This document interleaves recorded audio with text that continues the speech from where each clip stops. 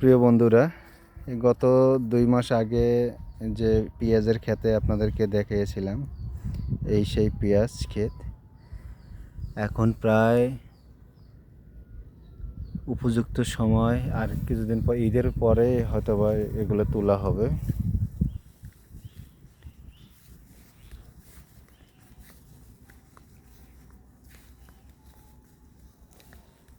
তো ফলন কেমন হবে ভাই, আশা করা যায়?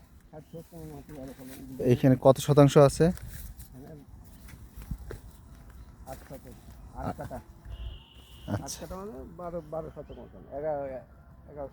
11 শতক জমিতে প্রায় 60-70 মন।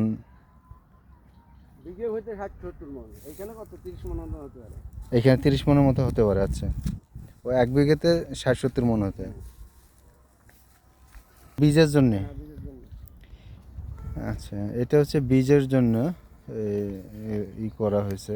বীজের এটা হচ্ছে মরি কাটা পেঁয়াজ, যেটা বলে মরি কাটার থেকে পেঁয়াজ বীজ যেটা সংগ্রহ করে কৃষকরা, এই সেই বীজের কলি আপনারা দেখতে পারতেছেন।